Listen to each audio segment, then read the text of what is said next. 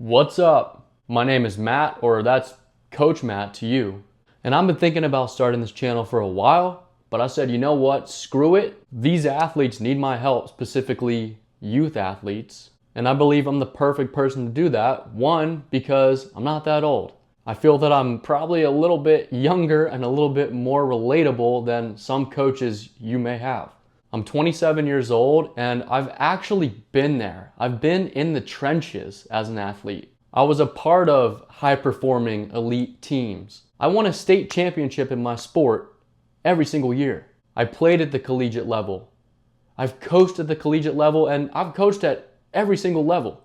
I've worked with youth athletes of all ages. I've seen it all. And so my goal is to help you get out of your own way, because it's all mental. I love the mental side of sports. I want to help you get out of your own way and reach your full potential. The reason I picked dealing with anxiety as my first video is because that's the thing that tore me down the most. That was my biggest limitation. And it honestly ruined the sport for me. I was so worried about being too perfect, not screwing up, not upsetting my team. I had these super high standards for myself, and it just made me really uptight. I would get in games and I would just crumble under the pressure. Performance anxiety hindered me like crazy. And that's probably the number one thing that I see athletes deal with today. The first step to overcoming your anxiety and playing truly free, and this is probably going to be counterintuitive.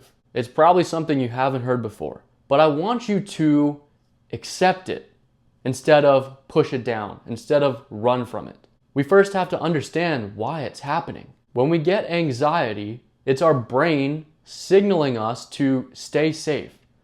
It's saying, hey, there's some kind of danger out there, and you gotta protect yourself. You gotta survive. And throughout the history of humans, that was necessary for us to stay alive. You know, living in the wild, actually in life or death situations. Volleyball, basketball, soccer, field hockey, whatever you play, it's not a life or death situation. You are not going to die if you screw up. You're not going to die if you lose. But that's what your brain is doing. So just accept your anxiety and realize the true reason for it. Maybe you're scared of insecurity.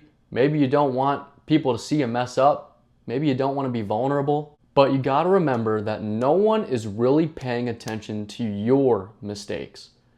Everyone is focused on their own mistakes and their own imperfections. It's called the spotlight effect. We have a spotlight on ourselves, on our actions, on our failures, and we amplify our own mistakes. But it's so comforting to know that everyone else is doing the same thing. Everyone else is in their own bubble, and they probably don't even realize your mistakes. If they do, they're gonna forget about it like 5 minutes later. Everyone is so worried about themselves, and honestly, you're not that important.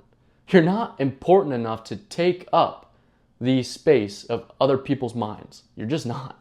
So you've accepted your anxiety. That is the first step.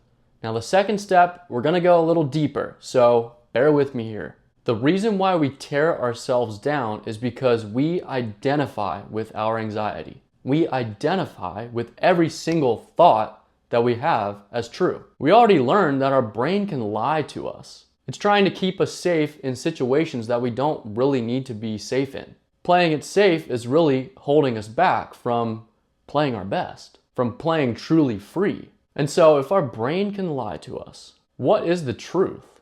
The truth is that you are not your thoughts, and you don't have to identify with every single thought that you have. I'm gonna tell you something crazy. You're not even your mind. That's not the real you. The real you is we're gonna go deep here, the soul existing above your mind.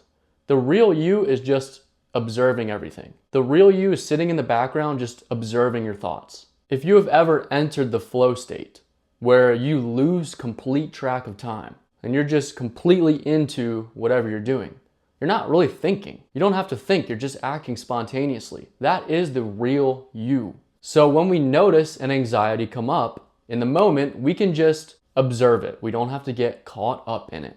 And from there, we can control how we react to the initial impulse of anxiety. We can actually respond to the anxiety how we want to, instead of just automatically folding under pressure. You can just sit back and listen to all this mental chatter, all these scenarios that your mind creates. Again, it's trying to keep you safe, and to do that, it is imagining the worst case scenario. But just sit back and watch the tricks that your mind is playing on you and take back control. Now we're getting into regulating our nervous system and regulating our emotions, which I believe is probably the number one thing that any young adult should learn. The sooner you learn this, the better.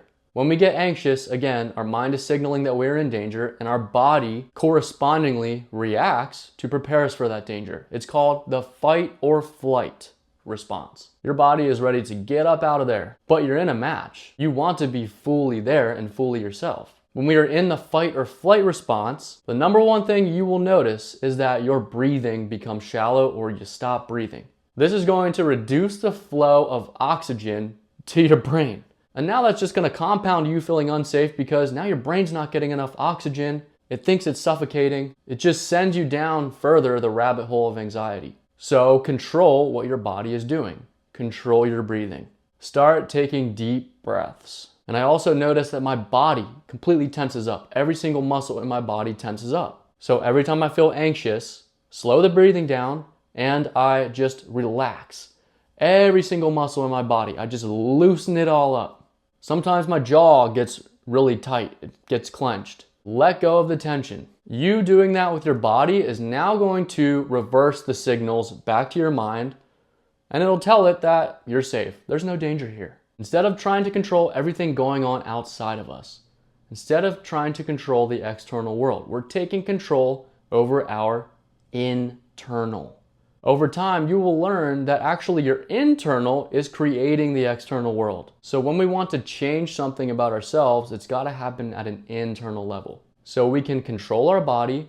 We can also control our focus. Controlling your focus does take practice, but I promise you, it is going to pay off. So again, if you were ever in the flow state, you are fully immersed in whatever you were doing. And again, time speeds by. You're not thinking, you're just doing. You're just being. You're being natural and spontaneous. When you're in that state, there is no room for anxiety. Anxiety can't exist there. Anxiety happens when we are worrying about the future, again, creating scenarios, conjuring up scenarios in our head about the future, everything that could go wrong.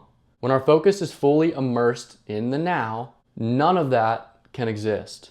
And so I highly recommend looking into and learning and attempting meditation. When I was an athlete and I was struggling with anxiety, I found meditation. That was the solution for me to solve my anxiety. That is what freed me from the constraints that I was putting on myself. The practice of noticing when your mind is racing and bringing it back to the present. I'm not going to talk about it too much here. I'll probably talk about it in future videos, but I highly recommend looking into it. But then one more thing, we have to have trust and confidence in ourselves to really let go and be natural in a game.